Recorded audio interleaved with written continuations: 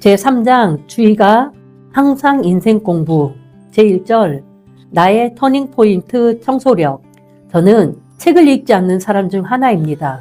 하지만 어떤 계기로 저는 마스터 미스히로가 쓴 청소력이라는 책을 읽게 되었습니다. 책 속에서 인상적인 구절을 몇 부분 소개하고자 합니다. 우선 도산, 이혼, 정신적 위기로부터 이라는 소제목의 일부분입니다. 간호사 일을 하는 친구의 말에 따르면 정신질환의 프로세스는 방을 청소하지 않는 것으로부터 시작되어 옷차림도 차츰 불결하게 된답니다. 목욕도 안 하게 되고 여성의 경우에는 화장도 안 하게 되고 마치 더럽게 되려고 노력하는 것처럼 보인다고 합니다.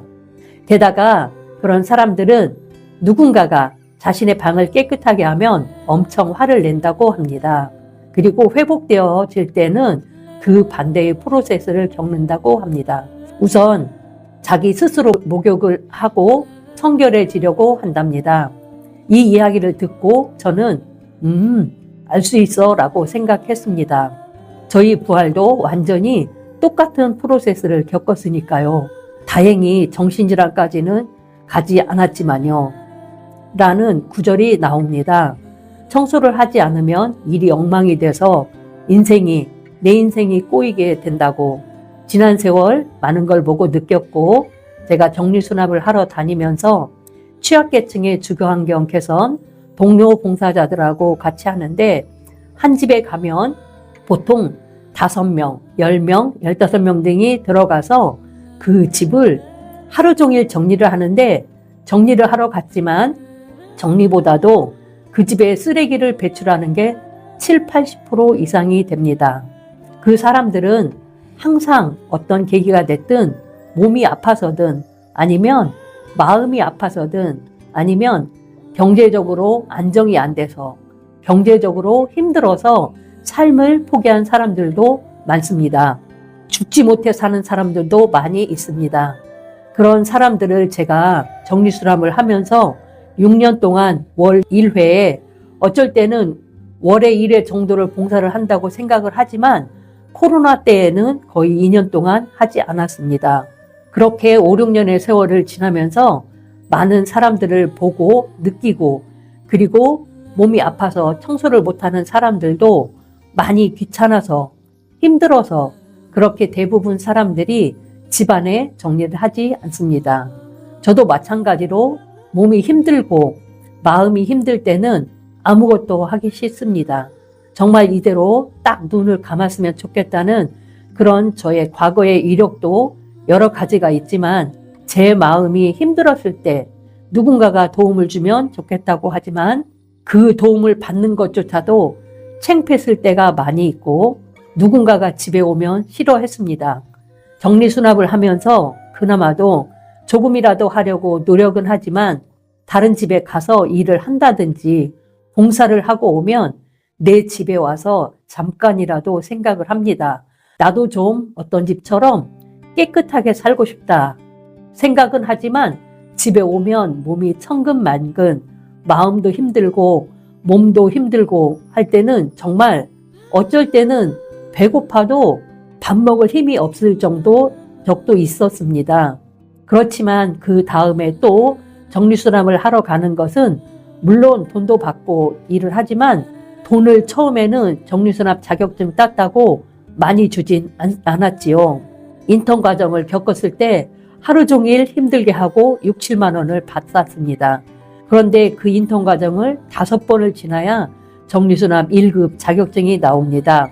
그 과정을 지나면서 제가 느낀 게 이 돈을 받고 일을 하느니 차라리 내가 봉사를 하면 뿌듯함이나 생기겠다였고 그래서 봉사를 시작했고 시간이 되면 무조건 봉사를 신청해 놓고 봅니다. 그리고 일정이 안 맞으면 조율이 가능해서 봉사할 때도 있습니다. 이 책의 120페이지에 또 이런 부분이 나옵니다. 그리고 그 사람의 일을 생각하고 고맙습니다라고 말하면서 걸레로 닦는 것입니다. 물론 목소리를 내지 않아도 좋습니다. 말하는 것도 여러 가지 느낌으로 바꾸어 보아도 좋습니다. 예를 들면 고마워요 라고 해도 좋고 언제나 정말로 감사하다라고 해도 좋습니다.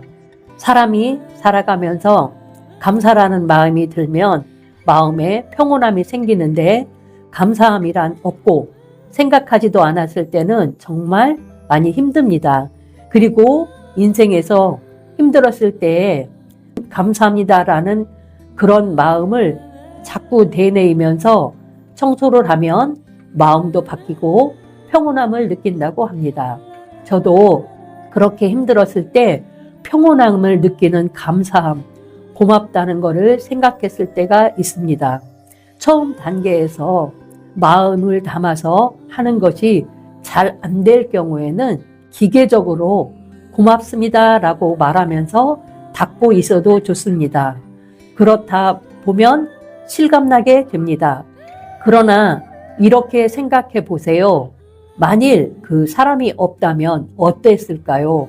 만일 부인이나 남편이 없다면, 아이들이 없었더라면, 부모님이 없었더라면, 일을 마치고 집에 돌아가도 맞아줄 가족이 없다면, 매월 급여를 받는 회사가 없다면, 사장이 없었다면, 상사가 없었다면, 부하가 없었다면, 이런 없었다면이라는 것을 생각하면 그 사람이 언제나 감사하다는, 언제나 내 곁에 있어 주어서 감사하다는 그런 마음이 듭니다.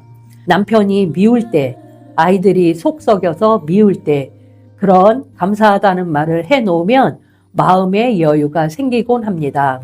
제가 오늘 저장 강박이라는 어르신 댁에 가서 일을 하고 왔는데 정말 나이 드신 어르신 분들이 그 감사함이라는 것이 빠졌다는 걸 제가 생각하고 있습니다.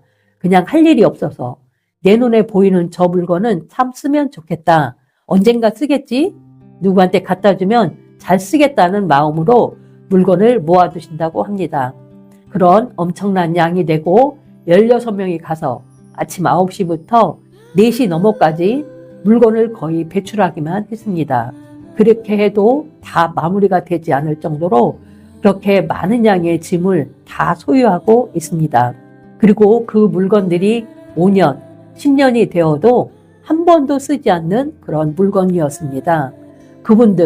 그분들이라기보다도 그분들이 감사함이 빠졌다는 걸 생각을 하지만 저는 그분들한테 그런 마음을 생각하는 게 아니라 제 자신이 내가 정말 감사함을 많이 느낄 때는 마음에 여유가 생겼었는데 어떻게 일을 하고 바쁜 생활 속에 바쁜 일상 속에서 생활을 하다 보면 감사함이 빠졌을 때 내가 많이 힘든다는 걸 여러 차례 느끼기도 했습니다. 하지만 지금도 마음이 힘들 때는 주변의 사람들, 같은 동료들, 같이 일하는 사람들, 어떤 사람이 되게 미울 때는 저 사람이 감사하다는 것을 한 번이라도 생각하고 나를 다시 되돌아보는 그런 기회를 만들려고 노력 중입니다. 자원봉사 활동을 하면서 감사함이라는 걸 늘려가면서 정말 내가 이렇게 봉사활동을 할 수 있는 거에 대한 감사함을 느끼며 또다시 봉사활동 예정 알림이 올라오면 또 신청을 합니다. 봉사 현장에 가서 보고 듣고 느끼고 배우는 것이 많구나 하면서 봉사를 실천하고 있습니다. 앞뒤가 안 맞는 말이지만 제가 느끼는 감사함을 오늘도 내일도 봉사활동을 하면서 더 많이 생각하고 느껴보겠습니다. 청소력을 제가 읽었을 적에 느낀 게 깔끔하게 되어져 있는 방에는 마음의 안정을 찾을 수 있다는 그런 내용 구절을 제가 느끼면서 항상 생각하면서 나의 인생 모토의 책이 되었습니다.